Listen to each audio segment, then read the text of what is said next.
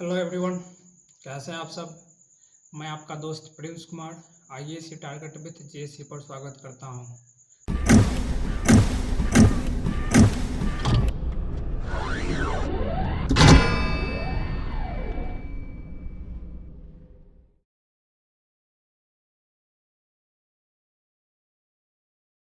कुछ दिनों से हम वीडियो अपलोड नहीं कर पा रहे थे क्योंकि कुछ मेडिकल इमरजेंसी अचानक आ गई थी, जिस वजह से क्या हो रहा था कि वीडियो हम बना ही नहीं पा रहे थे। ठीक है, तो फाइनली आज हम स्टार्ट करेंगे लेक्चर नंबर 4। लेक्चर नंबर 3 तक हम लोग अपलोड कर चुके थे वीडियो, ठीक है ना। आज हमारा होगा लेक्चर नंबर 4, जिसमें हम लोग पढ़ रहे थे पादपों में अलैंगिक जनन। जिसमें पहला विधि देख चुके थे, कौन सा था, बीजाणुओं के निर्माण के द्वारा। दूसरा कौन सा है हमारा, कायिक प्रवर्धन या कायिक जनन। इसमें क्या होता है, पहला कौन सा हमारा है, कायिक प्रवर्धन या कायिक जनन, जिसमें दो विधि होते, दो अलग अलग विधि होती है। पहला होता है प्राकृतिक विधि और दूसरा होता है कृत्रिम विधि, ठीक है ना। तो आज हम पढ़ेंगे, आज दोनों को पढ़ेंगे। आज हम अलैंगिक जनन को खत्म ही करके छोड़ेंगे, ठीक है ना। हमारा पूरा का पूरा ए सेक्सुअल रिप्रोडक्शन आज खत्म हो जाएगा। तो पहला हमारा कौन सा है, कायिक प्रवर्धन में प्राकृतिक विधियाँ।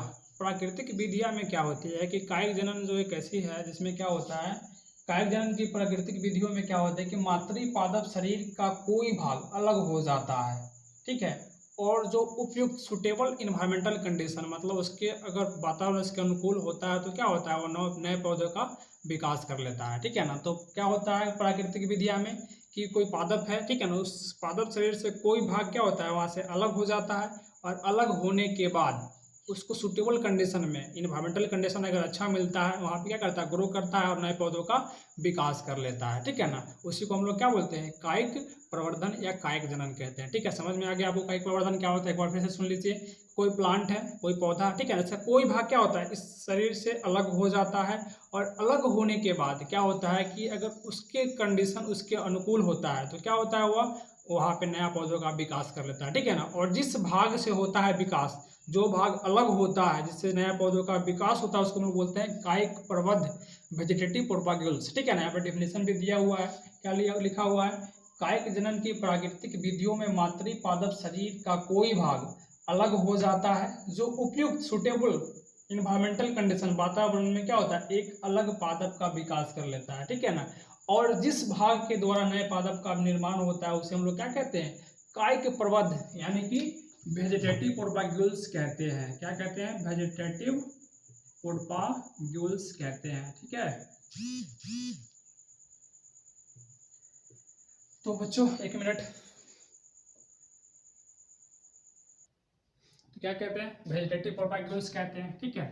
तो इसमें भी जो होते हैं प्राकृतिक विधिया, इसमें भी अलग अलग, जैसे कि तना से हो सकता है, जड़ से हो सकता है, पत्तियों से हो सकता है, ठीक है। तो हमको मूल रूप से इस चैप्टर में पढ़ना है पत्तियों के, सॉरी, तना के द्वारा और पत्ती के द्वारा एक दो एग्जाम्पल है जिसके बारे में हम लोगों को पढ़ना है। तो पहला कौन सा है इसमें, तना के द्वारा कायिक प्रवर्धन प्राकृतिक विधिया है, जिसमें किसके द्वारा होता है, तना के द्वारा होता है, ठीक है ना। यहाँ पे कुछ तने का जो दिया हुआ है कुछ भाग, जैसे कि प्रकंद हो गया, कंद हो गया, बल्ब हो गया, अंतःभूस्तरी, ऊपरी भूस्तरी, स्टोलांस भूस्तारिका, ये सब क्या होता है, ठीक है ना। सारा सबका फिगर आपको एनसीईआरटी में मिल जाएगी, ठीक है ना। तो इसको पढ़ते समय क्या कीजिएगा, आप एनसीईआरटी निकाल लीजिएगा, सबका स्ट्रक्चर आपको मिल जाएगा कि किस किस भाग से क्या होता है नए नए पौधों का विकास होता है, ठीक है ना। तो पहला कौन सा होता है, प्रकंद, जिसको राइजोम बोलते हैं। इसमें किसमें प्रकंद के द्वारा होता है नए पौधों का विकास, तो अदरक में होता है, केला में होता है, हल्दी में होता है, बांस के पौधों में होता है, ठीक है ना। अदरक हो गया, केला हो गया, हल्दी हो गया, बांस, इस सब में जो जनन होता है वो किसके द्वारा होता है, प्रकंद या राइजोम के द्वारा होता है। स्ट्रक्चर इसका ऑलरेडी एनसीईआरटी में दिया हुआ है, आप वहां से देख सकते हैं, ठीक है ना। दूसरा होता है कंद, कंद यानी कि ट्यूबर, किसमें होता है, आलू में होता है, ठीक है ना। बल्ब, बल्ब मतलब प्याज, आप प्याज देखोगे, प्याज का निचला जो भाग होता है उसको हम लोग बल्ब कहते हैं, उसी के द्वारा क्या होता है प्याज का विकास होता है, ठीक है ना। उसके बाद अंतःभूस्तरी सकड़, इसका एग्जाम्पल है क्राइसेंथेमम, ठीक है ना। ये हमारे लिए इंपॉर्टेंट नहीं है और इसका हिंदी मीनिंग हमको समझ में नहीं आता है, ठीक है ना। इसीलिए हम यहाँ पे इंग्लिश मीनिंग को ही लेके चले, हमारे लिए उतना इंपॉर्टेंट है ये सब नहीं, ठीक है ना। हमको याद किसको करना है, प्रकंद को याद करना है, कंद, बल्ब। पूछेगा कि अदरक में जो होता है जनन किसके द्वारा होता है, प्रकंद के द्वारा होता है, बल्ब के द्वारा होता है, या कंद के द्वारा होता है, किसी के द्वारा होता होगा, ठीक है ना। आपको दे देगा तो क्या बोलेंगे आप, उसका क्या आंसर होगा, प्रकंद होगा, ठीक है ना। दूसरा कौन है, कंद, किसमें होता है, आलू में। और एक चीज और आपको पहले ही बता चुके हैं हम यहाँ पे कि इस चैप्टर से क्वेश्चन कहाँ से पूछे जाते हैं, एग्जाम्पल से। आपको एग्जाम्पल रखना है, ठीक है ना। प्रकंद के द्वारा जनन किसमें होता है, ठीक है ना। फिर कंद के द्वारा किसमें होता है, फिर दे देगा आपको कि अंतःभूस्थली के द्वारा किसके होता है, ठीक है ना। तो आपको ये सब दे रखेगा, आपसे पूछेगा एग्जाम्पल, ठीक है ना। ऑब्जेक्टिव क्वेश्चन इस चैप्टर से ज़्यादा बनते हैं, 1 या 2 कम से कम ऑब्जेक्टिव क्वेश्चन हर साल इससे पूछे जाते हैं, ठीक है ना। तो इसको याद कर लीजिएगा। और उसके बाद कौन सा आता है, अंतःभूस्थली, जो हमारे लिए इंपॉर्टेंट है नहीं। फिर है ऊपरी भूस्थली, इसको रनर कहते हैं। दूब घास, अपने दूबी जिसको बोलते हैं गांव में, उसी को दूब घास भी कहते हैं, ठीक है ना। फिर स्टोलन्स फ्रेजेरिया में होता है, ठीक है ना। और भूस्तरिका ऑफसेट किसमें होता है, जलकुंभी में होता है। अब प्रकंद का स्ट्रक्चर मिल जाएगा आपको एनसीईआरटी में, कंद का मिल जाएगा, बल्ब का मिल जाएगा, ठीक है ना। अंतःभूस्तरी का आपको पढ़ना नहीं है तो इसका फिर आपको स्ट्रक्चर नहीं मिलेगा, ठीक है ना। ऊपरी भूस्तरी दूब घास क्या है, ऊपरी भूस्तरी, मतलब क्या होगा कि दूब घास को आप देखिएगा गौर से, क्या होता है, सब एक दूसरे से जुड़ा होता है। एक पौधा दूसरे पास क्या होता है, इस तरह से जुड़ा होता है। इसी को हम लोग क्या बोलते हैं, दूब घास। इसी तरह से बना होता है हर जगह। क्या देखा तो निचला भाग इसका क्या है, ज्वाइंट है, मतलब जमीन के ऊपर से ज्वाइंट आता है, जमीन के नीचे नहीं जाता है। मान लो कि ये जमीन का सतह है, ठीक है ना। तो जितना भी हो सकता है जमीन के ऊपर से क्या होता है, आपस में सभी जो दूब घास होता है वह ज्वाइन होता है। उसी को हम लोग क्या कहते हैं, ऊपरी भूसरी एरानर। नाम ही एरानर, जैसे कि इससे जुड़ा हुआ है, इससे जुड़ा हुआ है, इससे जुड़ा हुआ, मतलब रन कर रहा है, आगे की ओर जा रहा है, उसी को हम लोग बोलते हैं रनर, ठीक है ना। तो किसमें होता है, दूब घास में होता है। फिर कौन सा है, स्टोलन्स फ्रेजेरिया। सिंपल सी बात है, जैसे कि हमको कहीं जा रहे हैं तो यहाँ पत्थर मिल गया आपको, यहाँ पत्थर मिल गया, या कोई व्यक्ति दौड़ रहा है, पत्थर मिल गया, ठीक है ना। इसको क्या करेगा, जंप करके पार करेगा, इसको जंप करेगा, फिर इसको जंप करेगा, ठीक है ना।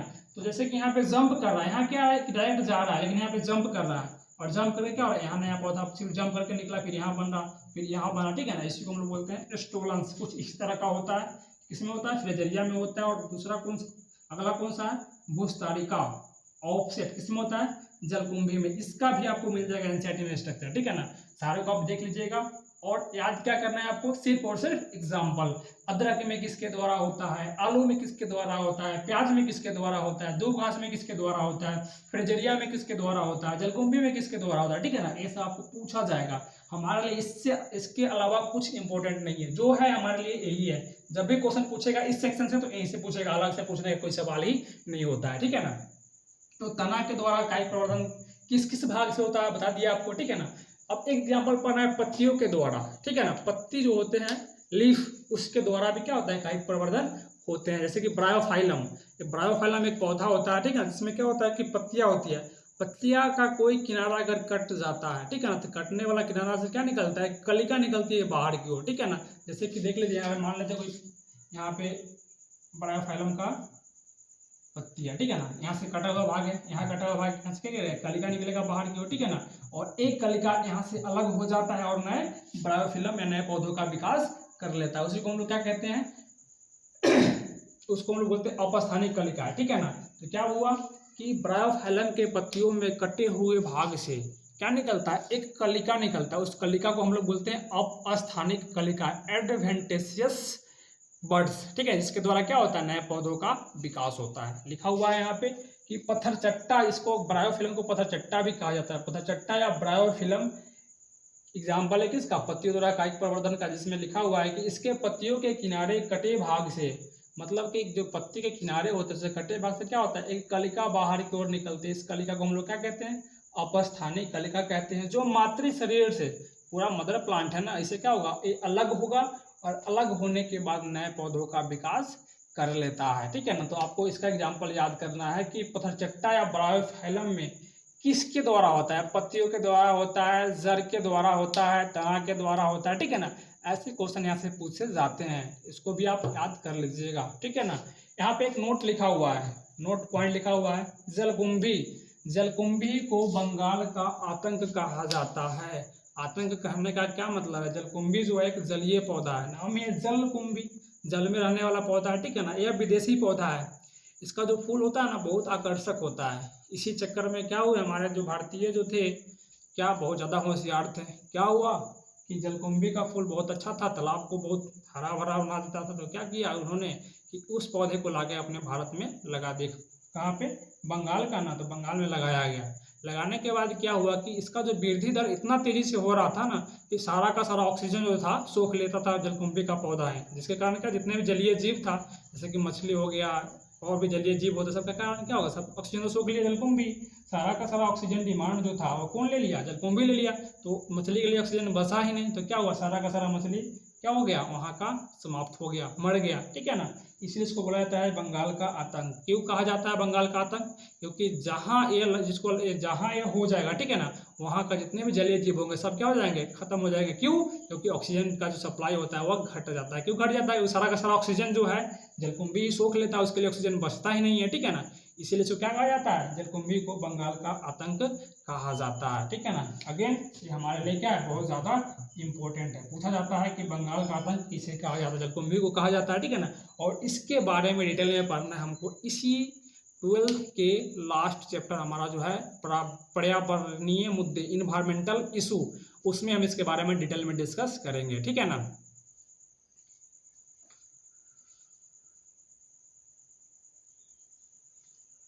तो अगला है हमारा पहला जो देख लिए थे कि कायिक प्रवर्धन की कौन सी विधि, प्राकृतिक विधि, लेकिन अब कौन सा है, आर्टिफिशियल कृत्रिम विधि, जो आप लोग अपने गांव में करते हैं, ऐसा आपने बहुत बार किया होगा, ठीक है ना। कभी कभी क्या होता है कि जैसे कि कोई फल है, जैसे कि अमरूद का हो गया है, कोई भी फल है, जैसे गुलाब है, केस में क्या करते हैं हम लोग, किसी ये गुलाब का फूल बहुत अच्छा खिलता है, ठीक है, उसको क्या करते हैं, वहाँ से हम उसका कहीं से कोई भाग काट लेते हैं और अपने यहाँ लाकर उसको प्लांट कर देते हैं, ठीक है, तो अच्छा नया पौधा निकलता है और वैसा ही गुलाब मिलता है। ऐसा क्यों करते हैं लोग, कि ऐसा क्यों कहा जाता है कि इससे कि कोई गुलाब का पौधा है, ये अच्छा फूल रहा है, ठीक है, इसको काट के हम लगा देंगे तो मेरे यहाँ के फूल भी वह हमारा फूल भी क्या होगा, अच्छा अच्छा खिलेगा, मतलब बड़ा बड़ा साइज का, मतलब अच्छे कलरफुल अच्छे अच्छे दिखेंगे, ठीक है ना। जिसके लिए क्यों ऐसा क्यों कहा जाता है, कहने का क्या कारण है कि सब जितनी विधियां है वो कौन सा विधियां है, अलैंगिक जनन का विधियां है। और आपको पता है कि अलैंगिक जनन में क्या होता है, जो लक्षण होते हैं वो कभी मिक्स नहीं करते, जो लक्षण पहले था वो भी क्या होता है, बाद में वही लक्षण रहते हैं, ठीक है ना। जैसा कि इसका है वैसा भी क्या होगा, इसका भी होगा, इसीलिए ऐसा विधि हम लोग अपनाते हैं। जैसे कि पहला कौन सा विधि आपका है, कृत्रिम विधिया में आर्टिफिशियल मेथड में कौन सा है, कटिंग। कटिंग किस केस में करते हैं, मतलब काट के उसको अलग कर देते हैं, उसी को ना बोलते हैं कटिंग। सिंपल टर्म है कटिंग का। कटिंग का मतलब क्या होता है, जैसे गुलाब का ले लो एग्जाम्पल, ठीक है ना, जैसे गुलाब में होता है, आप लोग ईख के केस में किए होंगे, ईख गन्ना शुगर कैन के केस में भी किए होंगे। क्या होता है, ये किसी का क्या बोलते हैं, स्टेम काट लिए, काटने के बाद क्या करते हैं, उसको अपने यहाँ लाकर उसको इम्प्लांट मतलब लगा देते हैं। लगाने के बाद क्या होता है, वहाँ से नया पौधा निकलता है, ठीक है ना। उसी को हम लोग बोलते हैं कटिंग, मतलब काट के अलग किए और फिर उसको अलग जाके लगा दिए, उसी को क्या बोलते हैं, कटिंग। इसका एग्जाम्पल लिखा जाए कटिंग का, इसका फेमस एग्जाम्पल आप लोग जानते हैं, गुलाब का पौधा, गुलाब। दूसरा कौन सा होता है, ईख, जिसको बोलते हैं शुगर कैन, गन्ना, ठीक है ना। और भी बहुत सारे एग्जाम्पल होते हैं, गुलाब हो गए, ईख हो गए, ठीक है ना। और भी एग्जाम्पल होते हैं जिसके जो हम लोग जानते हैं, जिसके बारे में ईख के बारे में जानते हैं, गुलाब के बारे में जानते हैं, ऐसा होता है, ठीक है ना। और एक एग्जाम्पल होता है अंगूर, ठीक है ना। अंगूर के केस में भी क्या होता है, कटिंग के द्वारा नए पौधों का हम लोग निर्माण कराते हैं, नए पौधों का विकास कराते हैं, ठीक है ना। जैसे कि ईख में क्या करते हैं, कहीं से एक ईख ले आए और लगा दिए अपने जगह पे, ठीक है ना, अपने घर पर मतलब अपने खेत में लगा दिया। लगाने के बाद क्या होता है कि वो पूरी एरिया को कवर कर लेता है, ठीक है ना। तो गुलाब हो गए, ईख हो गए, अंगूर हो गए, ठीक है ना, सब खेती में इसका इस्तेमाल इसी ढंग से किया जाता है, काट के अलग किए और अपने यहाँ इम्प्लांट कर दिए, ठीक है। उसके बाद आता है लेयरिंग का। लेयरिंग आप लोग जानते हैं और ग्राफ्टिंग भी जानते हैं, लेकिन ग्राफ्टिंग प्रक्रिया क्या होती है, लेयरिंग प्रक्रिया क्या होती है, ये सभी को पता नहीं होता है। अब लेयरिंग का मतलब क्या होता है और ग्राफ्टिंग का क्या मतलब होता है, ठीक है। लेयरिंग का मतलब क्या होता है कि जैसे आप लोग जानते हैं कि नींबू का पौधा है, नींबू का पौधा है या अमरूद का पौधा है, ठीक है ना। तो क्या करते हैं हम लोग कि उस अमरूद या नींबू के पौधों का कोई जो तना होता है, स्टेम होता है, तो क्या करते हैं, मान लो कि ये कोई किसी का तना है निकला हुआ है, ठीक है ना, और मिट्टी यहाँ पे, ठीक है। तो क्या करते हैं यहाँ पे, इस तने को जमीन से लाके जमीन के संपर्क में ले आते हैं, ठीक है ना, इसको किसी मिट्टी डाल देते हैं। मिट्टी डालने के बाद क्या होता है, यहाँ से नया पौधा निकलना शुरू हो जाता है, ठीक है ना। नया पौधा निकलता है, तो क्या करते हैं, यहाँ से हम लोग काट के अलग ले जाते हैं और नई जगह इम्प्लांट करते हैं। इसको क्या बोलते हैं, लेयरिंग। लेयरिंग का क्या मतलब होता है कि कोई तना क्या करो, उसको पहले मिट्टी के संपर्क में लाते हैं, लाने के बाद वहाँ से कुछ रूट यानी जड़ निकलता है, निकलने के बाद क्या होता है, थोड़ा थोड़ा छोटा सा पौधा निकल गया, छोटा सा पौधा निकलने के बाद क्या करते हैं, उसको अलग करते हैं, और अलग करने के बाद उसको हम लोग नया जगह लगा लेते हैं और वहाँ से हमारा नया पौधा प्राप्त हो जाता है। इस विधि को हम लोग क्या कहते हैं, लेयरिंग।